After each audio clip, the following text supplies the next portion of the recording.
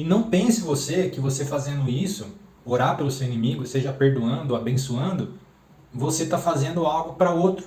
Não, você está fazendo para você. Como amar os nossos inimigos? Como seguir este ensinamento, este princípio transmitido pelo grande mestre Jesus, que segundo ele é um dos mandamentos mais importantes de toda a Bíblia. Muitas pessoas acham difícil seguir esse mandamento, mas assim como tudo na vida é difícil por falta de conhecimento. Então, nesse vídeo de hoje eu vou estar explicando como conseguir cumprir esse mandamento bíblico. Meu nome é Felipe, seja muito bem-vindo ao meu canal de Despertar da Consciência. Se você ainda não é inscrito, clique aqui no botão inscrever-se para você estar recebendo mais vídeos inspiradores como esse e também ajudar o canal a crescer. Neste vídeo de hoje, nós vamos estar falando como amar os nossos inimigos.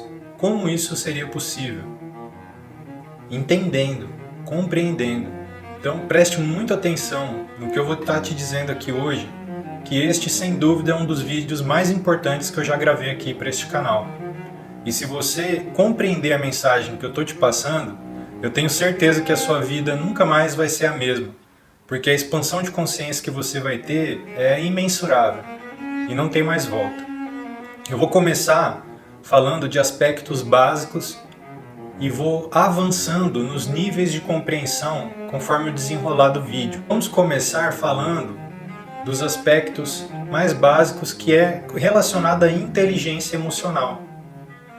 Para a gente conseguir amar os nossos inimigos, nós precisamos ter, em primeiro lugar, inteligência emocional. Isso é o mais básico. E o que é inteligência emocional? É saber lidar com as emoções. Pensar nas causas, pensar em como as pessoas se sentem, ter empatia. Se você vê uma pessoa com raiva e reage àquela raiva, a raiva venceu. Então, o objetivo de quem tem inteligência emocional é saber lidar com as emoções das pessoas de forma a transmutá-las, a pagar o mal com o bem. Então, se uma pessoa vem com você cheia de pedras na mão, cheia de raiva, você não vai devolver isso, você não vai retribuir com raiva, você vai retribuir com calma, com amor. Isso é sabedoria. Ah, Felipe, mas falar é fácil, como aplicar na prática? Primeiro a gente tem que conhecer nós mesmos. Quais são os gatilhos que ativam em nós as emoções? Conhecendo esses gatilhos, nós temos que ter a compreensão que o próximo também é um ser humano. Ele também tem essas emoções. E ele também tem a mesma dificuldade que a gente em lidar com elas. São poucas as pessoas a cada geração que se tornam sábios. O que é um sábio? Uma pessoa que dominou a própria mente, que dominou as próprias emoções. Esses são sábios. Então, tem que ter ideia de que a maioria das pessoas com quem nós lidamos, na nossa experiência, não possuem a plena sabedoria de lidar com suas próprias emoções. Então, se você é um líder, principalmente, você tem que desenvolver essa habilidade, porque ela é fundamental para você lidar com as pessoas. E como que a gente vai fazer isso? Tendo empatia. O que é ter empatia? É se colocar no lugar da outra pessoa, imaginar como ela está se sentindo, o que faz ela se sentir daquela forma. Saber qual é a hora certa de falar e qual é a hora certa de ouvir, de ficar em silêncio, de não responder depois. Porque quem tem inteligência emocional e consegue identificar em si mesmo os estados emocionais em que se encontra, enquanto o ser humano não aprende a controlar suas emoções, ele é controlado por elas. E nessa classe está a maioria das pessoas. Se você ainda é controlado pelas suas emoções, no momento que você percebe que você está com raiva, a melhor coisa a se fazer é ficar em silêncio, não expressar. Porque você sabe que se você se expressar naquele momento, você não vai estar no seu pleno juízo, na sua plenitude, você vai estar expressando a raiva que você está sentindo. Então é melhor ficar em silêncio, abster-se de expressão, para quando você voltar para o seu centro, voltar a ser quem você é, aí você se expressa, porque aí você vai se expressar com mais perfeição. Se o outro não tem isso, mas você tem, Você tem que ter ideia, ele está agindo dessa forma porque ele está influenciado por tal emoção. Quando as pessoas agem, você pode estar identificando, ela está agindo de acordo com o medo, ela está agindo de acordo com a raiva, ela está agindo de acordo com a inveja, ela está agindo de acordo com a emoção que ela está sentindo naquele momento. Então, o primeiro passo de tudo para a gente conseguir amar os nossos inimigos, o passo mais básico é isso, é dominar a arte da inteligência emocional. Hoje existem diversos livros que falam sobre isso, inclusive um livro intitulado com o próprio nome, Inteligência Emocional, eu não lembro o nome do autor agora, mas eu vou deixar aqui embaixo na descrição o livro. Esse é o primeiro passo. Agora o segundo passo vem no que diz respeito ao reino mental. Como nós sabemos, nós temos o reino físico, o reino mental e o reino espiritual. Então agora nós abandonamos o físico, falamos das emoções e vamos para o mental. As pessoas, elas expressam não quem elas são. Para a pessoa expressar quem ela realmente é, ela tem que estar totalmente despertada. E não é o caso da maioria das pessoas. Despertada para saber quem ela é de verdade. E as pessoas não sabem. O que elas sabem é o personagem que elas interpretam. Por exemplo, eu sou o João. O João é filho da Maria, o João é carpinteiro, o João é um homem brabo, o João é assim assado e tal. Então na hora que eu vou agir, eu estou expressando esse personagem, que eu interpreto como sendo o João, porque eu acredito que eu sou o João. Então eu vou interpretar esse personagem. Mas esse personagem não é quem eu realmente sou, é apenas um personagem. E o que é um personagem no ambiente mental? É como um programa que roda. É como, por exemplo, você vai num computador, você instala um programa ali, o Windows 2000. Toda vez que você ligar aquele computador, ele vai ligar o Windows 2000. O Windows 2000 tem as limitações e as qualidades do Windows 2000. Tem aquilo que ele consegue fazer, tem o que ele não consegue, tem as características dele, tem as qualidades e os defeitos do Windows 2000. Então ele não é capaz de expressar outra coisa por causa daquela programação que ele tem. Não é culpa dele, a máquina não tem culpa do programa que está instalado nela. Esse programa que as pessoas expressam foi instalado pelos pais, pelos educadores, pelos professores, por quem formou essa criança. A criança expressa aquele programa, não é culpa dela, não é culpa da máquina expressar um programa que foi instalado nela.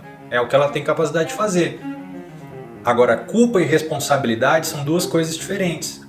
Nenhum ser humano é culpado pelo programa que lhe foi instalado, mas ele tem a responsabilidade e a capacidade de reinstalar novos programas, de se dar um próprio upgrade, para ele poder mudar, para ele poder expressar outros personagens.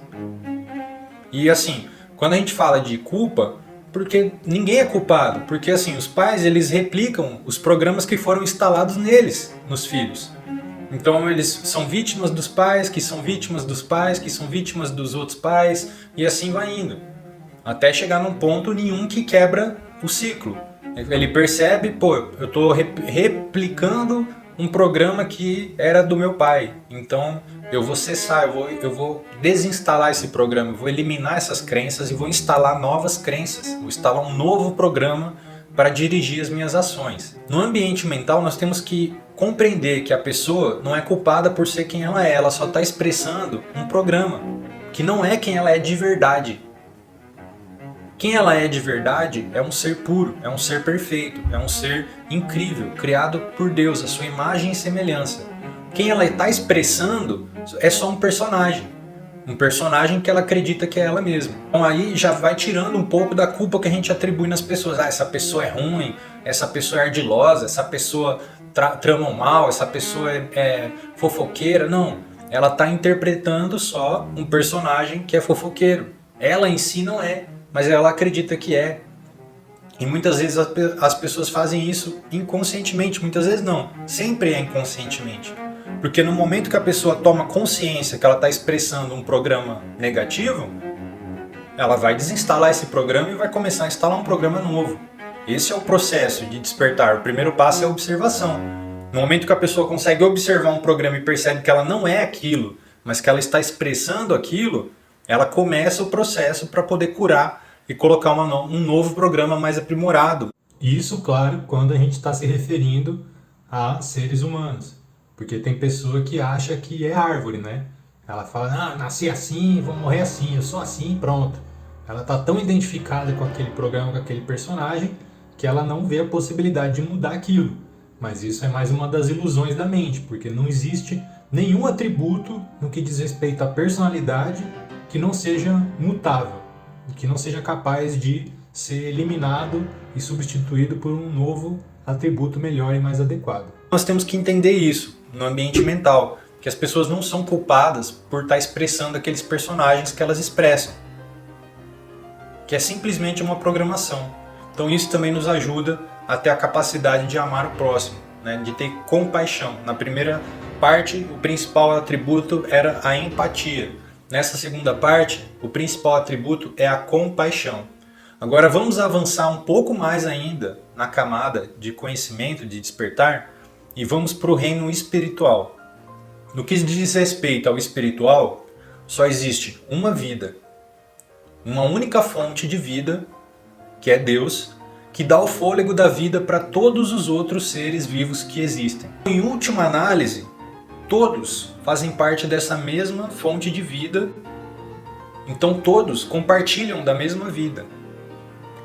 Sendo assim, quando eu olho para alguém e me incomodo com aquilo que a pessoa é, com aquilo que ela está expressando, o Tao nos ensina que a gente está incomodado com uma coisa que a gente não venceu em nós mesmos. Eu vou contar uma história para dar um exemplo disso que eu acabei de explicar. Uma vez eu fui numa conveniência e aí um cara me tratou com uma certa hostilidade nessa conveniência, tentou arrumar briga comigo. Rapidamente eu percebi que se tratava de uma situação onde ele estava tentando impressionar a moça da conveniência. Ele provavelmente tinha algum relacionamento com ela e ficou enciumado por ela ter sorrido para mim, alguma coisa assim, e tentou provar a masculinidade dele comigo. Então assim, como eu já tinha vencido aquilo em mim, porque eu já fui um cara muito ciumento, que também tinha essas disputas de ego com outros homens, etc., eu rapidamente pude identificar aquela situação e aquilo não me incomodou.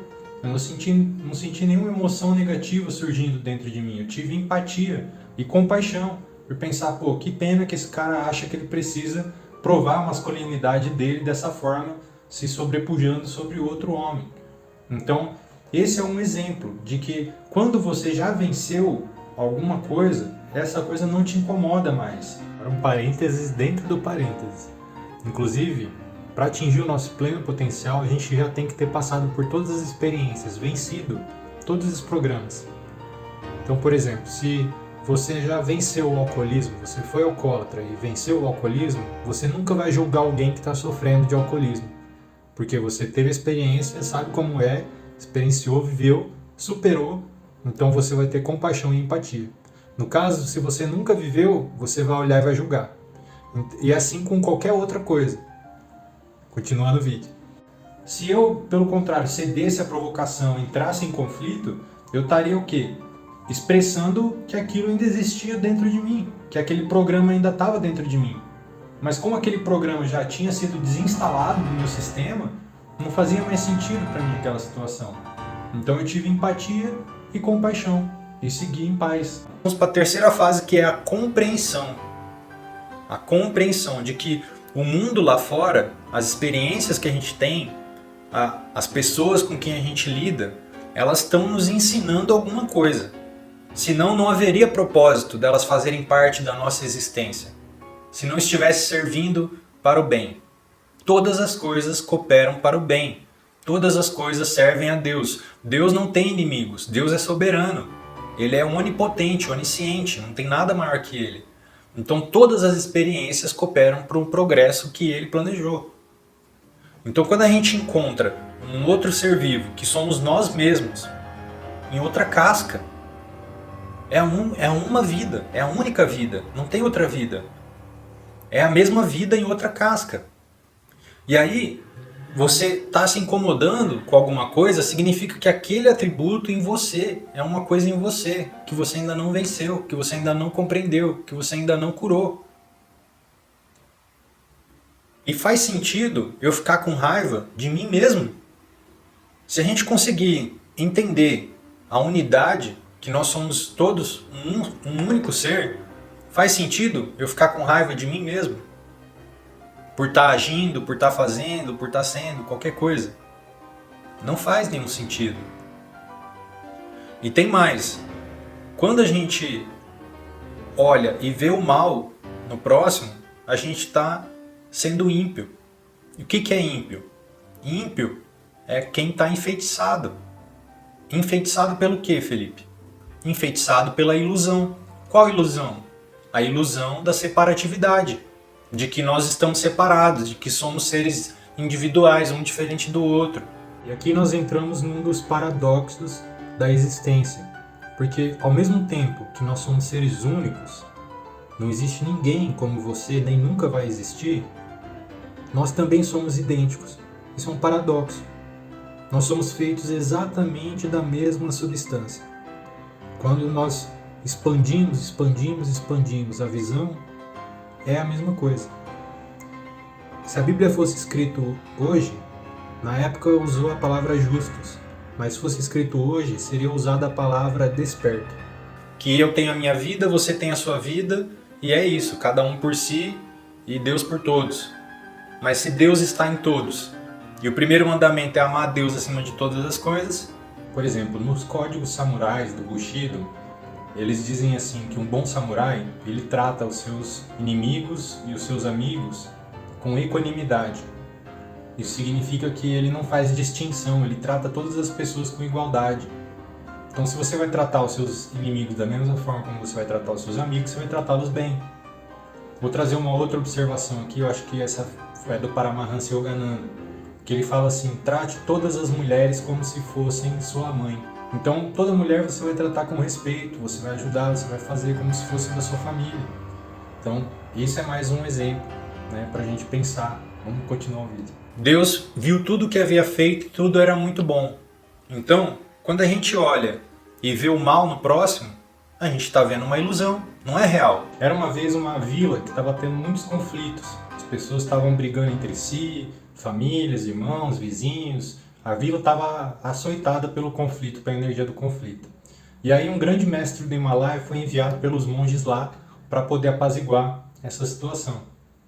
Ele chegou lá, chamou as pessoas, olhou para elas e disse assim: entre vocês, o Buda reencarnou. E foi embora. Depois de alguns meses, o mestre voltou lá na vila. Estava em paz, todo mundo tinha se iluminado, a vila estava prosperando, estava feliz, a alegria estava nas ruas. O que aconteceu? Aconteceu que todo mundo, depois que o mestre foi embora, começou a olhar um para o outro e pensar assim: será que é através dele que o Buda reencarnou? Será que o Buda está ali? Buda para os budistas é como o Cristo para os cristãos. Então, todos eles começaram a olhar e pensar: pô, Deus reencarnou nessa pessoa? Então, se eu estou enxergando o mal nela, talvez o problema esteja comigo. Porque e se ele for Deus e eu estou enxergando o mal nele? Estou colocando defeito nele? Eu que estou pecando. Então todos começaram a se perguntar. E aí, ao fazer essas observações em si mesmos, eles começaram a identificar que eram eles mesmos a origem dos conflitos. Então a paz reinou naquela vila. Então é essa a questão. Se você pensar que já foi ensinado, na Bíblia está ensinado que Cristo é todos. Todos fazem parte do corpo de Cristo. Então significa o quê? Que só há um corpo. Em que sentido só há um corpo? Está falando do Espírito, da vida, da fonte da vida. Então se eu estou olhando, se eu estou olhando para Cristo e estou colocando defeito nele, será que o problema está em Cristo? No Filho de Deus, que é o próprio Deus vivo? Ou será que está em mim? Então você percebe a charada? É sempre nós. O problema está sempre em nós, não é no próximo. É uma ilusão criada pela nossa mente. A nossa mente que quer distinguir o que é bom e o que é mal. O que é certo e o que é errado. Deus é puro demais para enxergar qualquer iniquidade. Então, quanto mais a pessoa medita, quanto mais a pessoa se conecta com Deus, quanto mais ela ora, menos ela consegue enxergar o mal. Ela não enxerga mais o mal. Ela enxerga ignorância, inconsciência. Ela enxerga pessoas adormecidas que estão agindo de forma inconsciente, mas ela não julga. Porque é assim que Deus vê. Deus tem compaixão infinita. No âmbito espiritual, quando a gente vê o mal no próximo, a gente está pecando contra o Espírito Santo.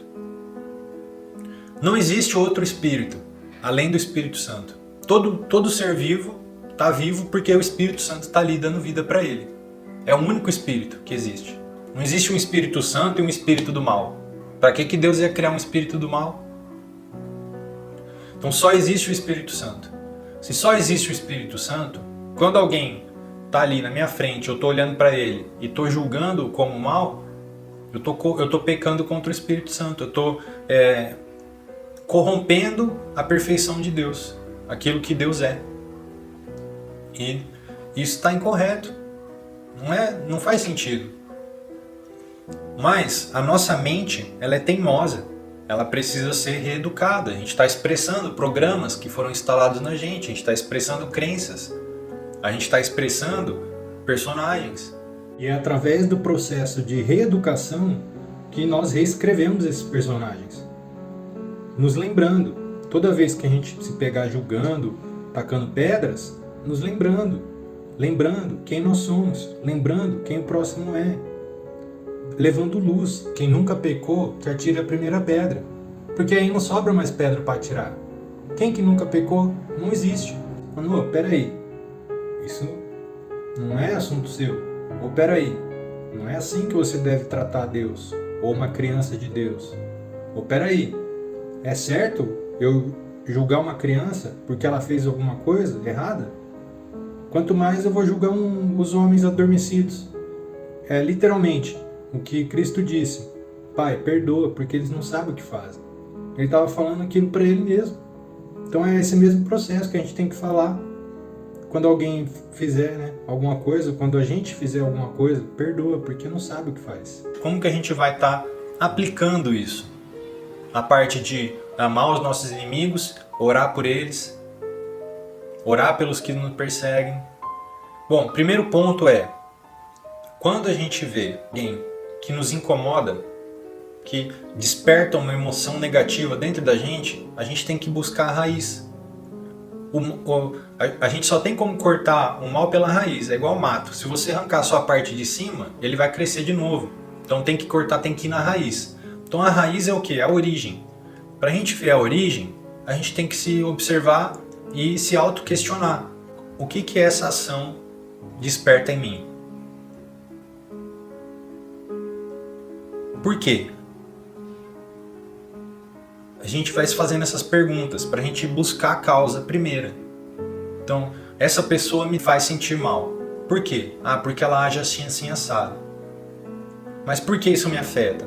Porque assim, assim. Aí a gente vai vendo que, por exemplo, me afeta por causa do meu orgulho, me afeta por causa da minha vaidade, me afeta... Aí a gente vai vendo que é tudo causas negativas uma em cima da outra.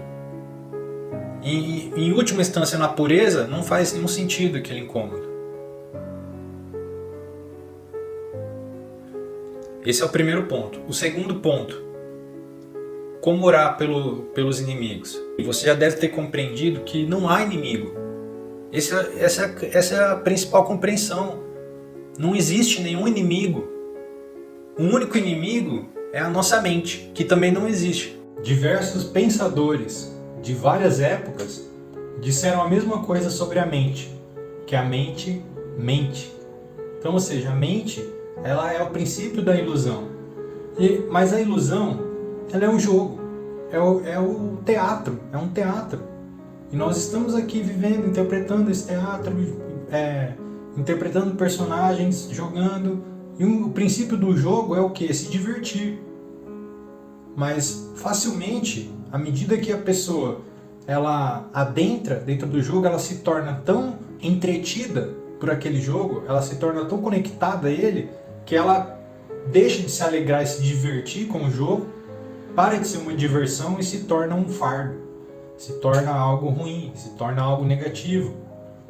E o jogo da vida, um exemplo macro da coisa que também acontece em micro.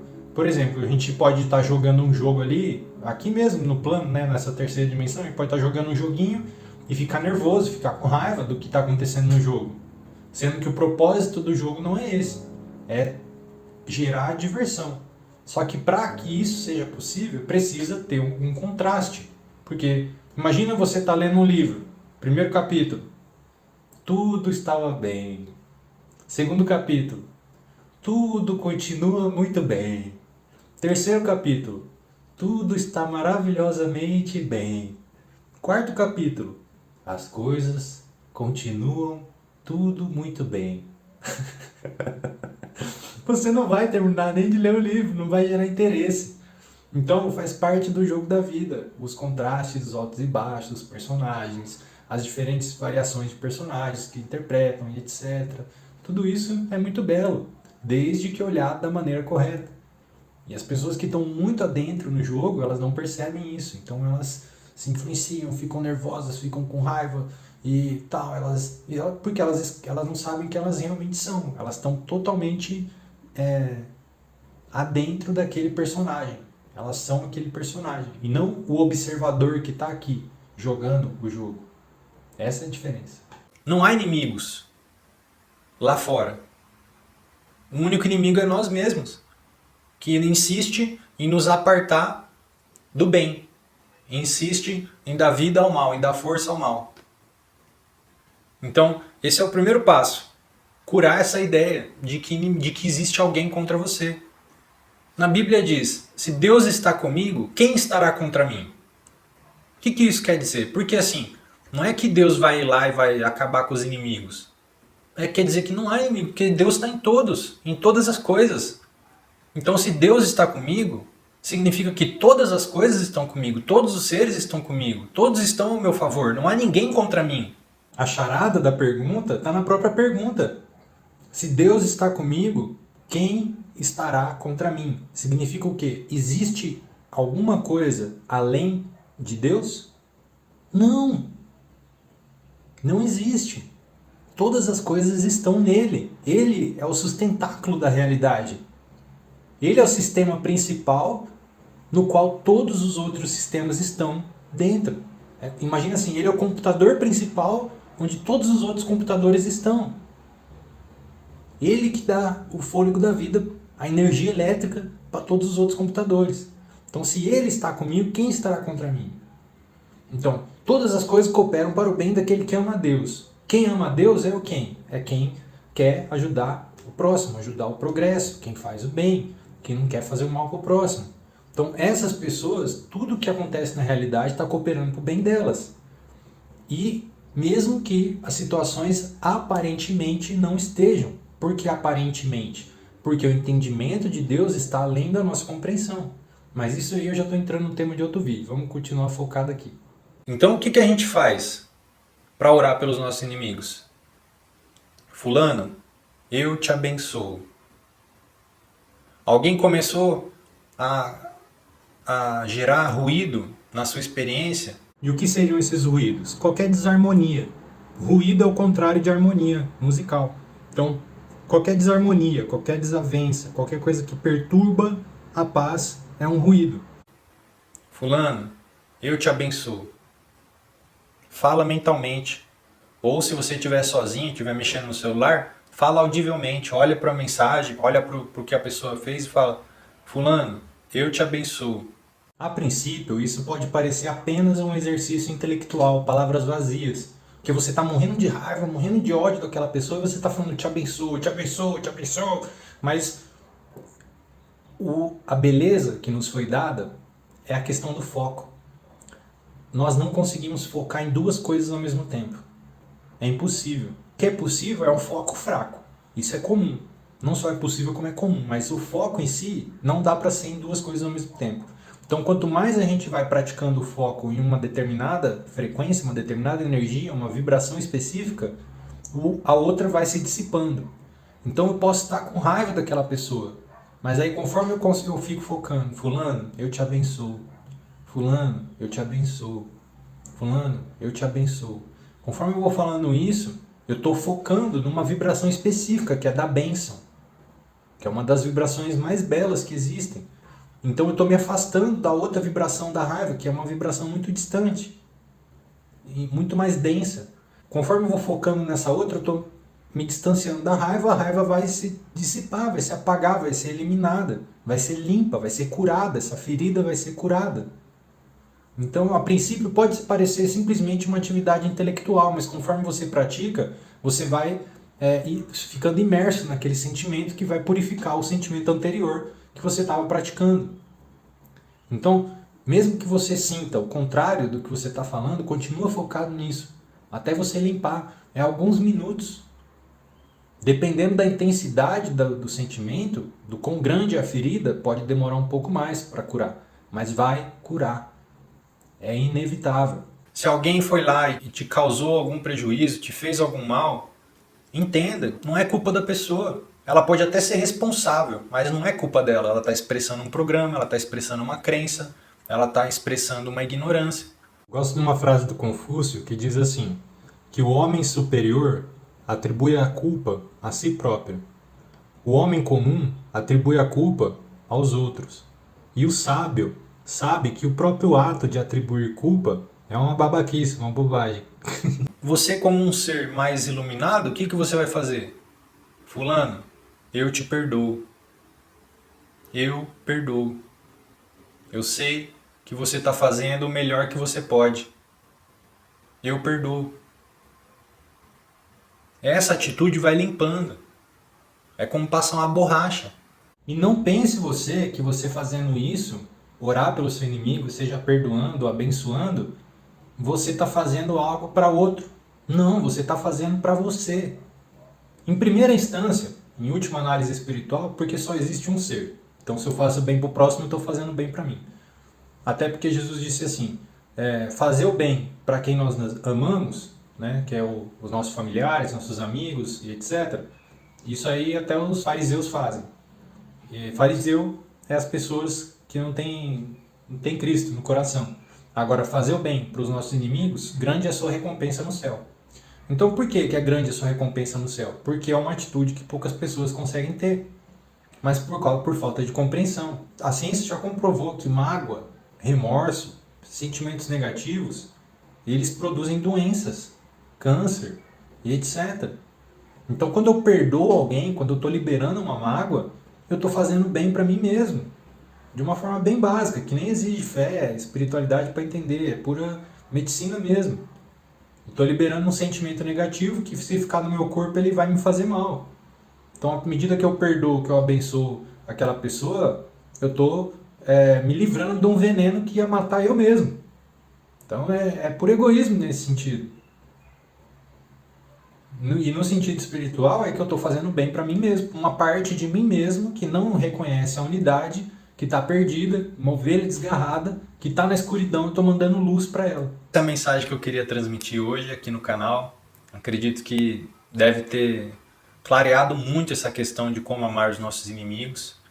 Se ainda não ficou claro, se ainda tem mais pontos para serem trabalhados, comenta aqui embaixo que vai ser o maior prazer para mim gravar mais um vídeo falando sobre esse tema se for necessário. Se você gostou, deixe seu like. E também aproveita para conhecer o meu livro Não é Pecado Ser Você, que está disponível na Amazon no formato de e-book, porque eu acredito que, já que você assistiu até aqui, é um tema que te interessou, agregou valor para você, e o meu livro fala muito mais sobre isso, vai mais a fundo, porque se não é pecado ser você, não é pecado o próximo ser quem ele é também. Então vai agregar muito mais expansão de consciência para você. Tá lá, o preço é baratinho, o link tá aqui embaixo na descrição também. Clica no like aí, compartilha, e gratidão por você estar assistindo, e até a próxima. Deus abençoe.